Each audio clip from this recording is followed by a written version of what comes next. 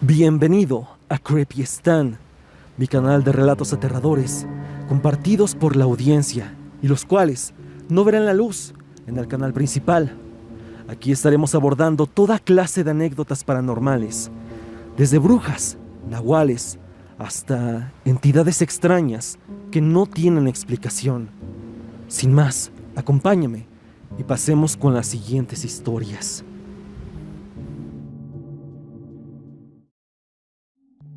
Los chaneques. Álvaro Enríquez Manuel nos cuenta su historia. Hola Stan, hola comunidad. Hoy les compartiré un relato que me contó mi tía Julia acerca de mi primo Carlos, cuando aún era un niño y vivía en Oaxaca. Carlos fue el tercer hijo de mi tía y por muchos años estuvo a su cuidado. Desde los 8 años comenzó a confesarle algo inquietante. En las madrugadas, al despertar, veía pequeñas sombras moviéndose frente a su cuarto. No lo tocaban, no lo atacaban, pero lo observaban. Esas figuras lo llenaban de miedo. Mi tía, como muchas madres, trató de tranquilizarlo, diciéndole que era su imaginación, que todo era un mal sueño. Sin embargo, con el tiempo, las cosas empeoraron. Carlos comenzó a enfermar, se le notaba el cansancio, tuvo fiebre inexplicable y su cuerpo amanecía lleno de moretones.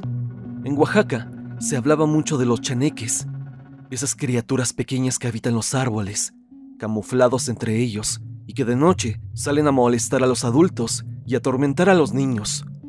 Mi tía empezó a sospechar que eran ellos quienes estaban enfermando a su hijo.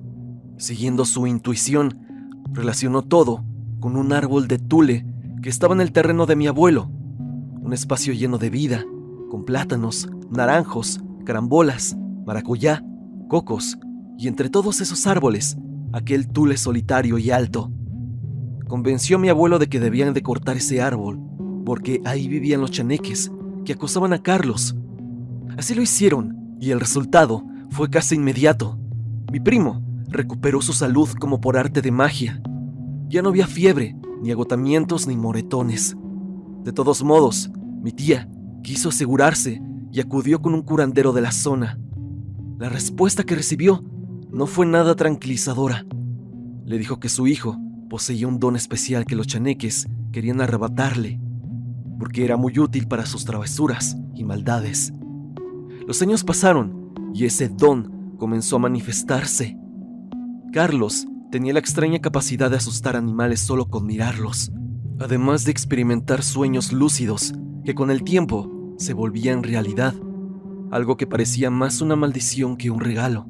Sufrió mucho por ello y finalmente, tiempo después, una limpia realizada por un curandero le quitó lo que mi abuela llamaba su poder, y desde ese instante, mi primo ya no tuvo más contacto con lo sobrenatural. Esta historia me dejó pensando, ¿qué querían exactamente los chaneques de mi primo? ¿Por qué se ensañaron con él? Tal vez nunca lo sepamos, quizá, probablemente, sí querían su don. Pero, ¿cómo es que se lo podían arrebatar? Lo cierto es que estas criaturas pequeñas del folclore mexicano siguen causando miedo y respeto en quienes se han cruzado con ellos.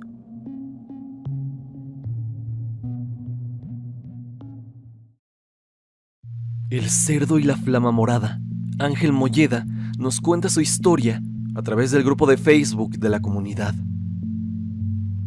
Hola Stan y hola comunidad. Esta es una de esas historias que parecen sacadas de una leyenda, pero que según mi abuela, sucedió de verdad, en su infancia.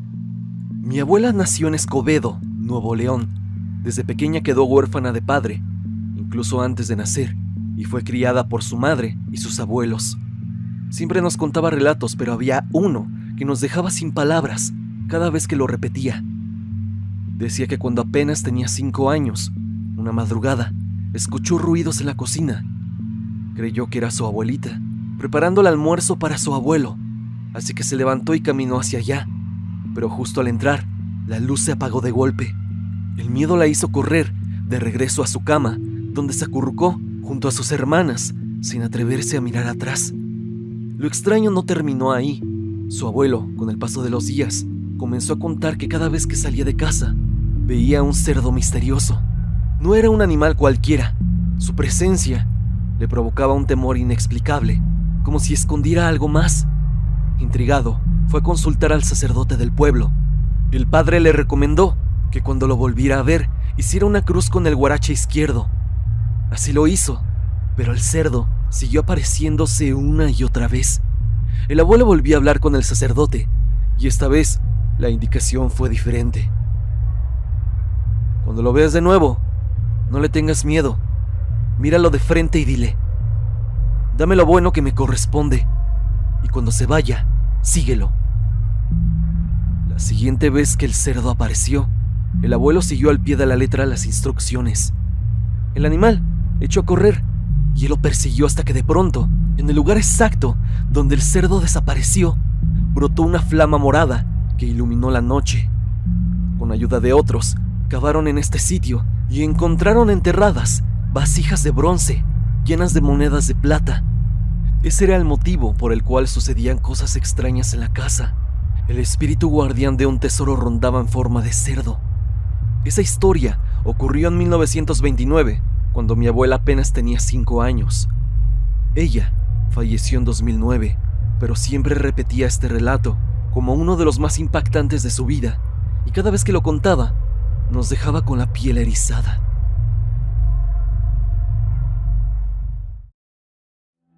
Cali nos cuenta su historia a través del grupo de Facebook, El muñeco ventrílocuo de la escuela. Esta es una historia breve, pero que demuestra que no siempre lo más aterrador necesita demasiados detalles para helarnos la sangre. Mi mamá me la contó y a ella se la contó mi abuela, porque ambas vivieron juntas este espeluznante momento, pero mi mamá lo recuerda muy poco. Cuando mi madre era pequeña y apenas estudiaba el kinder, en su escuela había algo muy peculiar. La maestra tenía un muñeco ventrílocuo, del tamaño de un niño de unos 7 años. Lo vestían con el mismo uniforme que usaban los estudiantes y lo empleaban en actividades escolares o para divertir a los pequeños. Pero lejos de causar gracia, aquel muñeco tenía algo inquietante: su aspecto. Mi mamá siempre sentía un rechazo instintivo. Evitaba mirarlo y mucho menos quería acercarse a tocarlo. Una noche, mientras ella y mi abuela caminaban rumbo a la casa de un familiar, pasaron por fuera de la escuela. En ese tiempo no estaba bardeada, así que se podía ver claramente el patio y las aulas desde la calle.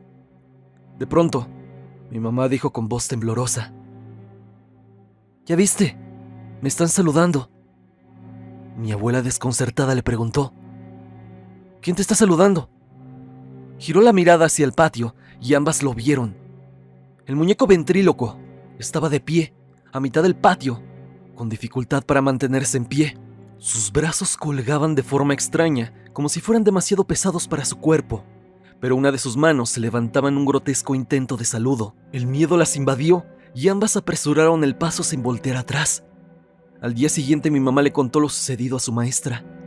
La sorpresa fue que nadie volvió a ver a ese muñeco. Desapareció sin dejar rastro.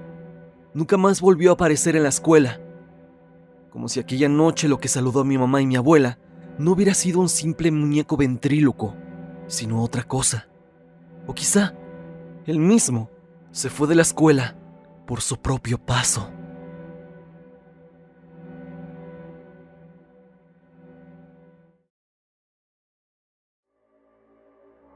El niño de la obra negra. Emanuel nos cuenta su historia. Comunidad, quiero contarles una experiencia personal que no fue cosa de un solo momento, sino algo que me ha acompañado durante varios años, desde el 2015 o 2016. En ese tiempo, una señora iba a hacer el aseo a mi casa. Una mañana, al llegar, le preguntó a mi mamá: ¿su hijo está jugando en la otra casa? Se refería a una casa en obra negra que estaba justo enfrente y a la que nos mudaríamos más adelante.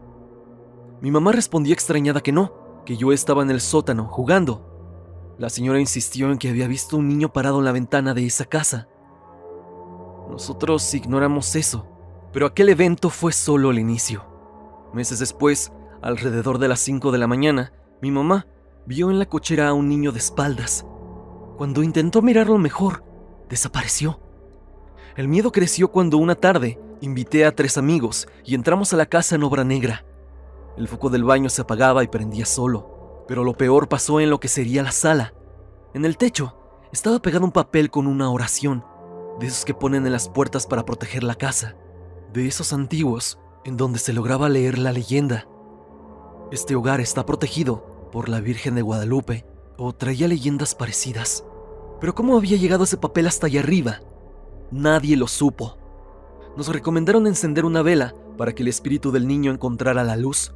Lo hicimos, y durante unos 3 o 4 años no pasó nada. Sin embargo, los albañiles que trabajaban en la casa, después, aseguraban ver a un niño pasar caminando entre los cuartos. Por consejo, colocamos un plato con dulces, y poco a poco fueron desapareciendo, hasta que todo pareció terminar. Cuando nos mudamos finalmente a esa casa, la otra quedó abandonada. Mi padre aún pasaba tiempo ahí hasta que un día, mientras tomaba café, una de las sillas se movió sola, flotando suavemente antes de caer al suelo. Desde entonces, ese lugar quedó con una vibra pesada, llena de ruidos y manifestaciones. Mientras tanto, en la casa nueva, yo comencé a sospechar que una bruja me rondaba por las noches. Escuchaba claramente cómo algo aterrizaba sobre el techo de mi cuarto y caminaba sobre él. Una noche, leyendo la Biblia en voz alta, los golpes en las paredes comenzaron, como si aquella cosa se hubiese enfurecido. Hace tan solo unos días invité a un amigo y decidimos por morbo entrar a la casa abandonada. Al subir al segundo piso, permanecimos en silencio hasta que escuchamos cómo arrastraban algo y luego pasos pesados. Salimos corriendo. Volvimos más tarde, dejamos los teléfonos grabando, pero no captaron nada. Cuando regresamos de nuevo, comenzamos a tocar las paredes, y algo, desde la cocina, respondió con un golpe. Bajamos con calma, pero al llegar al primer piso, el miedo nos venció y huimos otra vez. Esa misma noche, ya en la casa habitada, encontramos en mi ventana una mano pequeña marcada en la tierra, y junto a ella, una Y dibujada de forma extraña. Me recordó al inicio de todo, cuando aquel niño se aparecía en la obra negra y dejaba huellas pequeñas en el techo. Un amigo dijo que quizá se trataba de un chaneque. Nos burlamos, jugando fútbol hasta pasada la medianoche, pero al día siguiente aparecieron más manos con tierra detrás de mi cuarto. Todo esto ocurrió apenas hace unos días, y aunque parezca increíble, cada que pienso que ya terminó, algo nuevamente vuelve a manifestarse. Te dejo aquí unas fotografías que tomé de las manos marcadas en la pared.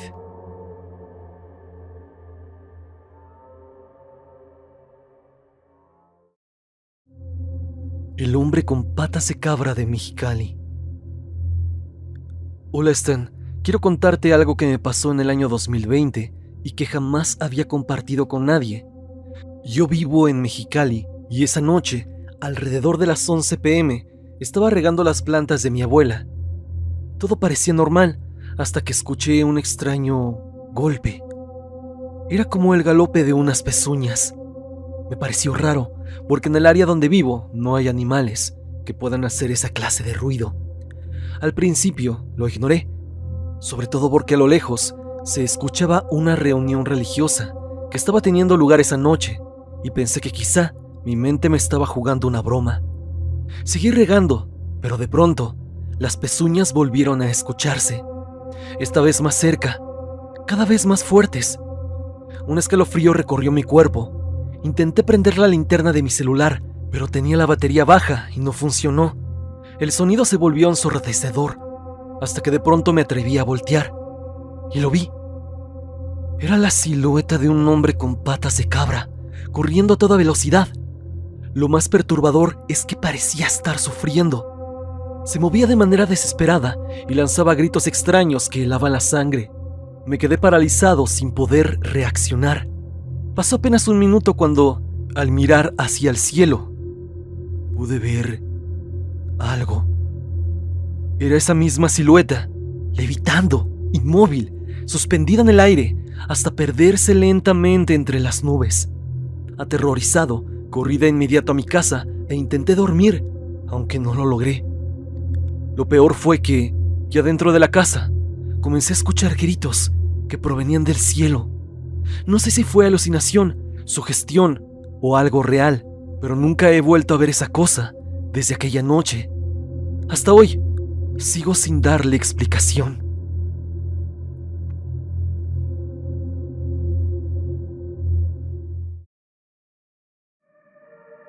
Vane Valdés nos cuenta una historia por demás interesante, la cual decidió titular El diablo disfrazado de Catrín.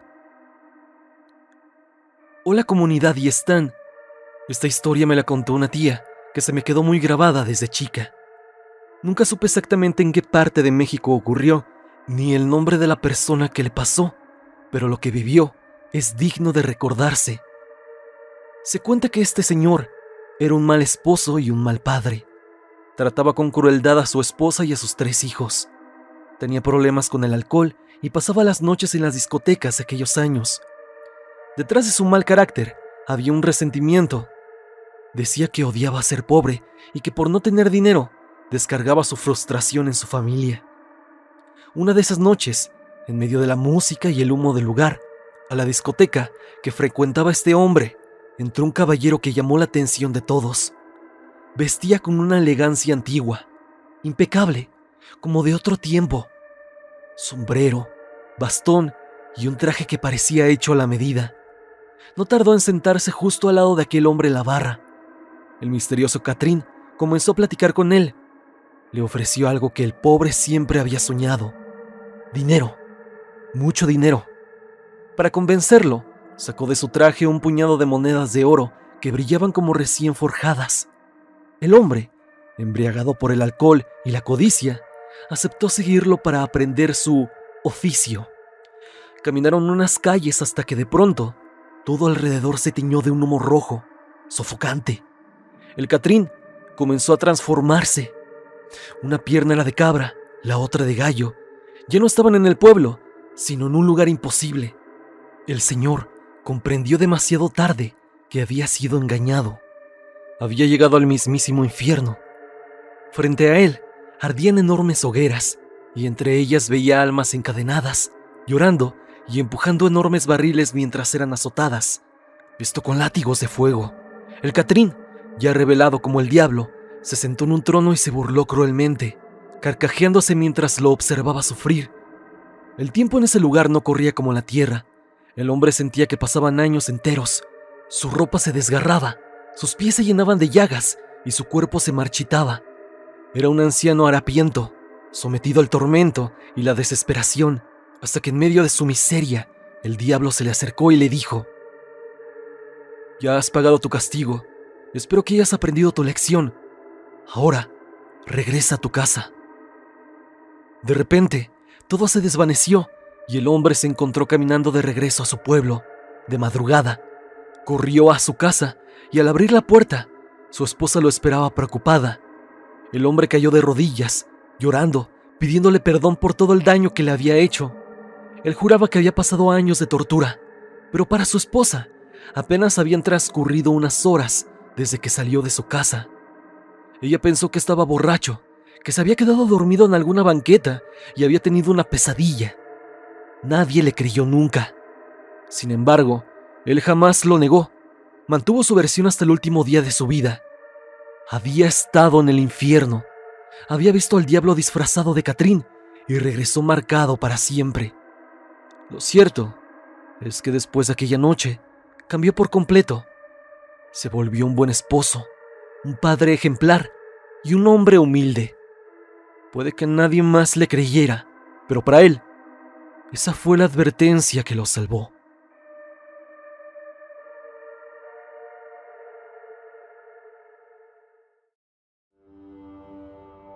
Ernesto Fermín nos cuenta una historia por demás inquietante que tiene que ver con la santa. Pasemos con su anécdota. Hola comunidad y están. Quiero compartirles una experiencia que viví en mis años de universidad, algo que marcó mi manera de ver a las personas y que hasta el día de hoy sigo recordando con escalofríos. En la facultad tenía un compañero llamado Luis. Desde el inicio se notaba que era distinto, reservado, serio, elitista y con un aire de superioridad que alejaba a cualquiera. Nunca saludaba, Nunca volteaba a ver a los ojos, y esa actitud hacía que nadie quisiera acercarse a él.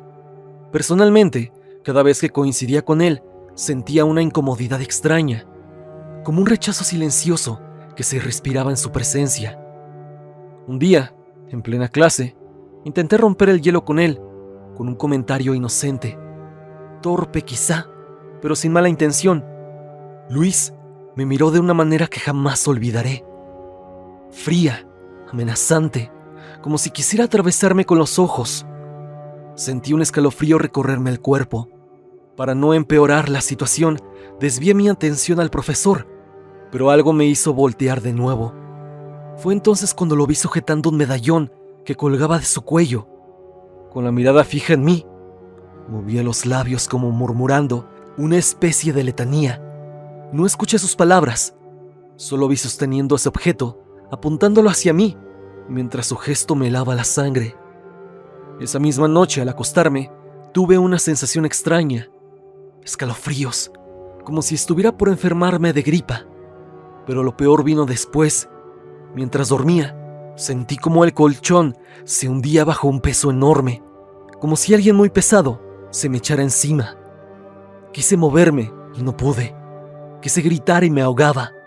En ese estado entre un sueño y vigilia, vi algo acercarse. Un ser traslúcido, blanco, esquelético, que me susurraba que lo habían enviado a castigarme. Su aspecto me recordó a esa figura temida, la Santa Muerte.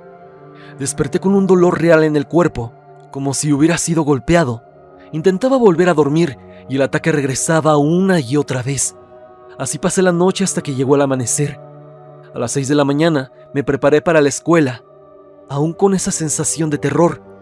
Caminaba distraído, con la mirada baja, cuando de pronto tropecé con algo enorme en la acera. Al levantar la vista, descubrí que era un cuadro de casi 1 metro de altura, de la Santa. El impacto fue brutal. Eran las 6:30 de la mañana. ¿Quién podía haber dejado eso justo en mi camino? Su mirada pintada me resultaba tan amenazante como la del ser que había visto en mi sueño. Guardé silencio. No le conté a nadie lo que había vivido, pero el destino me tenía reservada otra sorpresa. Tiempo después, revisando por curiosidad el perfil de Luis en Facebook, descubrí que era un devoto a la Santa. En sus fotos mostraba un tatuaje en el pecho, idéntico al cuadro con el que me había tropezado aquella madrugada. Me quedé helado. Aquella experiencia me hizo reflexionar mucho. Le mandé un mensaje para disculparme por el comentario que le hice en clase. No obtuve respuesta, pero al menos me liberé de esa carga. Hoy pienso que fue una advertencia, una lección. Uno nunca sabe qué fuerzas acompañan a la persona con la que nos cruzamos. Y si por una broma insignificante viví algo tan aterrador, no quiero imaginarme lo que ocurriría en una confrontación real.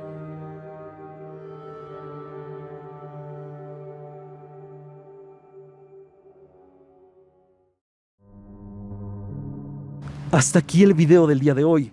Espero que te haya gustado. Ya hemos visto algunas experiencias extrañas de la audiencia. Dime, ¿tú tienes alguna historia similar?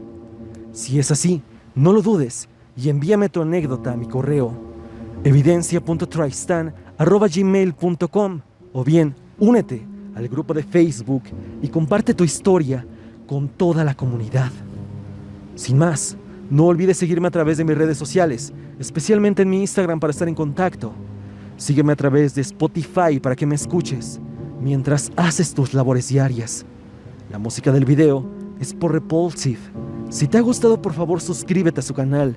El link estará en la descripción. Sin más que decir, no te olvides que yo soy Stan y te deseo dulces pesadillas.